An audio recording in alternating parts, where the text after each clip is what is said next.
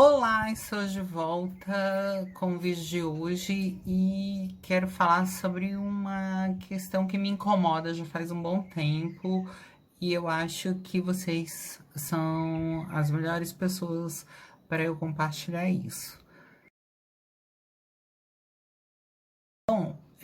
Faz um tempo que eu tenho pensado muito na questão de como as pessoas encaram o machismo. Eu percebo que há uma incompreensão do que seja esse machismo e de como ele nos afeta no dia a dia, cotidianamente. O que eu quero dizer com isso? É que muita gente acha que o machismo ele só acontece quando um homem bate na mulher. Aí é machista. Mas a pessoa não consegue entender que o machismo ele é um processo que pré-existe o homem, ele não é só o homem e ele tem vários recortes, né, sociais, de raça, de gênero, de sexualidade, e esse machismo ele estruturou a sociedade de tal modo que ainda assim enrolam quando a gente fala, ou nós feministas principalmente, quando a gente aponta o dedo e diz assim, não, você tá sendo machista. Tô assistindo Big Brother 2020 e o Big Brother, diferente dos outros anos, esse tem umas mulheres que são feministas e de repente o público começou a jogar junto com essas mulheres e atacar os famosos Chernobyls, né? E eu percebo dentro desse movimento do Big Brother que esses homens estão completamente perdidos e eles não conseguem perceber onde é que está o machismo. Eles são chamados de macho escroto sem saber como é. E aí, de repente, a macharada ficou em pânico de ser chamada de macho escroto. Alguns não, alguns batem no peito e acham que é isso mesmo. Mas a grande verdade é que a gente tem um monte de homem muito perdido, sem saber exatamente o que as mulheres estão estudando, os feministas, e o que elas estão reivindicando. Dentro desse processo, também vou fazer os devidos recortes de gênero, mas a gente entender algumas coisas. O primeiro de tudo é a gente entender que a sociedade ela é patriarcal e machista. Isso quer dizer que, dentro dos processos de construção social, o homem tem o seu privilégio natural, que é de ter nascido homem, ter sido designado por conta do seu pênis, que ele era homem, e a partir dali lhe foi colocada uma série de liberdades que ele poderia usufruir por conta de ter nascido homem. Isso é muito claro para a gente, mas eu percebo que isso não é claro para todo mundo. Dentro dessa perspectiva, eu vou jogar também a questão social. Por quê? Porque o homem branco, ele na verdade goza de liberdades que o homem negro não tem. Mesmo assim, o homem negro ainda está passível de receber privilégios dentro do machismo. O tanto é que você percebe que numa escala hierárquica de processo, o homem negro ainda subjuga a mulher negra. Não é o mesmo que se dá, porque eu acho que ainda a mulher branca ainda ela ainda tem um poder de subjugação ao homem negro, mas o homem negro também reproduz o machismo. A gente consegue perceber isso dentro do Big Brother, nas posturas que o Babu tem, dentro do processo em que ele foi criado e passou na sua... Enfim, como ele absorveu a cultura, que ele está num ambiente junto com outras pessoas brancas, privilegiadas, isso acaba colocando ele numa defensiva e a forma dele atacar muitas vezes é reproduzindo machismo e reproduzindo homofobia. O machismo, ele está muito pulverizado dentro da sociedade, fazendo com que a mulher também defenda o seu lugar de submissão, um lugar de subjugação em relação a isso. Falando de cisnormatividades, porque se eu for levar em consideração as mulheres trans, eu vou estar entrando num outro processo que obviamente quero entrar, mas não agora, que eu estou dando um contexto mais geral. Há muitas nomenclaturas em relação à forma como os homens são criados dentro desses privilégios e que, na verdade, são ações e reproduções que causam verdadeiras opressões à mulher, mesmo que ela não se sinta oprimida, ou até mesmo questões de assédio em que a mulher não percebe que ela está sendo assediada. Essa naturalização do machismo é extremamente nociva e agressiva para a sociedade. Nós que somos mulheres e as pessoas não binárias e até as afeminadas, né? As bichas todas, que a gente chama, todas elas têm o mesmo inimigo em comum, que é esse machismo. Muitas pessoas vêm me falar sobre a questão, mas aí o homem gay também foi socializado como homem, logo ele não sofre, ele também tem privilégios, isso é uma verdade, o homem gay branco, e nós chegamos num estado da sociedade em que muitos homens gays brancos têm esse privilégio. Mas isso não é uma situação que seja plena para todo mundo. Tem muitos gays ainda, por contas sociais, que sofrem, independente de ser branco, apesar de que esse gay branco ele tem mais chance que o gay negro. E se ele for afeminado, ele tem muito menos chance. Então, assim, a gente está trabalhando numa relação de diversos fatores de opressão. O inimigo é um só, que é esse processo do machismo. Então, assim, o machismo ele vem oprimindo tudo aquilo que é feminino.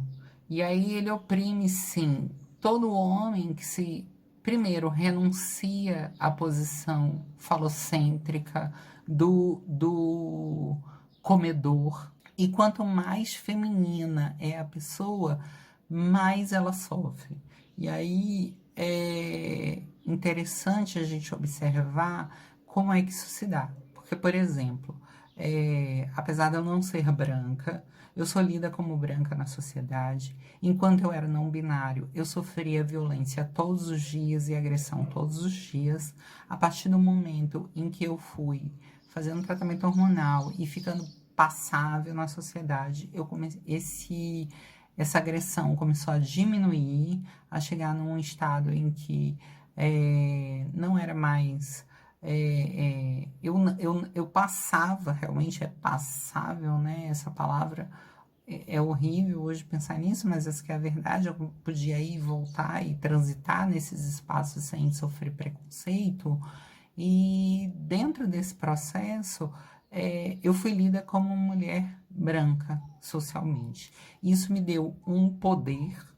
Eu me casei com um homem branco, cis também. Cis, na verdade. E isso também deu um poder. Então, assim, você começa a perceber que o meu marido não precisa me bater para a gente vivenciar o machismo.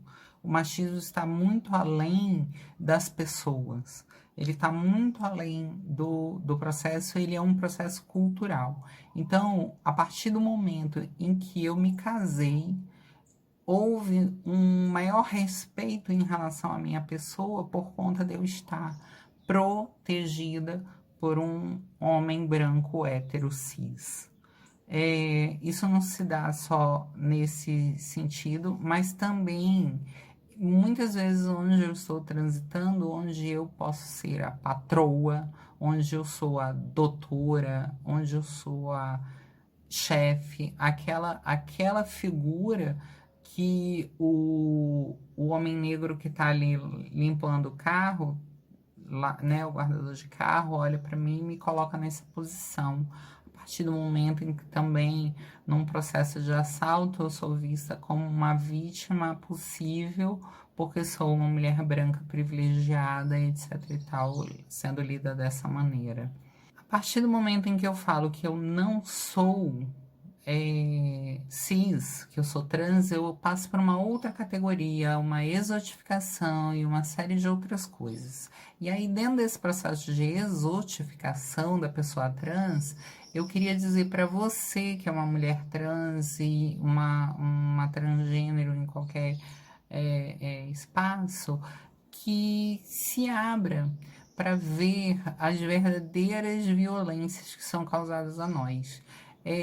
Esses homens que entram na internet nos assediando de todas as maneiras, sexualmente. Eu não estou falando aqui de um flerte, mas eu estou falando assim de tentativas de insistência, de assédio, que nos escondem, que fazem propostas das mais estapafúrdias para nos ter, consumir nossos corpos e depois nos esconder, né? Não nos assumir.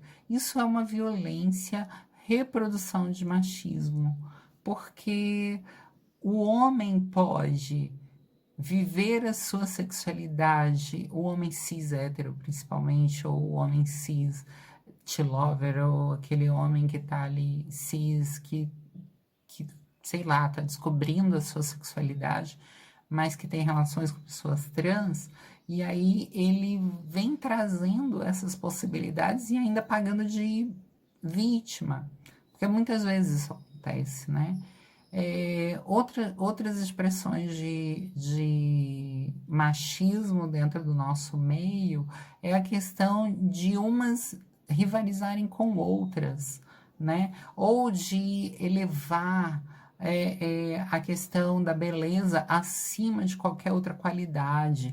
Isso são relações sutis de reprodução de machismo, porque o homem cobra. O homem que eu falo, esse macho, essa relação que se criou em cima da mulher, do que se espera dos papéis femininos, que ela esteja sempre bem arrumada, que ela esteja sempre maravilhosa, que ela atenda os desejos deste homem, sejam sexuais, domésticos, de N contextos, e assim vão se criando as opressões e as reproduções desse mesmo processo. Fico vendo aquela questão da mãe superprotetora que está sempre passando a mão nos seus filhos abusadores, né, mimados, que lá na frente vão bater nas suas mulheres, que vão tratar as suas mulheres como posse, que vão cobrar das suas mulheres que tenham atitudes que ou a desagrada, mas ele não sabe nem se a mulher realmente não se importa com a mulher. Então, isso são coisas muito sutis que estão ali permeando esse machismo que a gente não entende. E policiando a mulher para que ela seja alguma coisa que o agrade e não que a agrade ou como ela seja. Então, assim, no vídeo de hoje, eu queria simplesmente dizer: meus amores, abram os olhos em relação ao machismo, porque a gente está muito pronta para atacar o feminismo e eu fico meio me perguntando se está difícil da gente admitir que o machismo ele existe e que ele nos está fazendo mal, porque nós queremos tanto proteger esses homens, esses defensores, e por favor, lembrando que quando eu falo homens, eu estou falando de uma cultura, da cultura do macho, dessa cultura que a gente está insistindo em botar na colher e alimentar ela e fazer ela ficar cada vez mais forte, mais fortalecida. Abramos nossos olhos, porque vai ser cada vez mais necessário que a gente vá lá e desarme essa cultura. Que os homens consigam, que também são vítimas dessa cultura, que eles consigam quebrar com esse padrão e assumir suas responsabilidades, que consigam abraçar, que consigam sentir, que consigam romper com esse ódio que é construído por si mesmo, pelos outros, que não seja esse o estereótipo de você tem que ser agressivo, violento, possessivo, ciumento. Tudo isso é muito nocivo e a gente tem urgência de mudar o mundo, de mudar essas conexões. Eu trouxe só uma reflexão para a gente pensar no vídeo de hoje e eu espero que a gente possa trocar uma ideia. Quem quiser, bota aqui nos comentários, aqui embaixo, que a gente vai trocando uma ideia, tá bom? Eu sou a Flor Ferraz, esse foi o vídeo de hoje, um pouco corrido, porque eu tive uma aula ainda agora, mas é sempre bom a gente refletir, tá bom? Um beijo enorme, amanhã eu tô de volta. Tchau!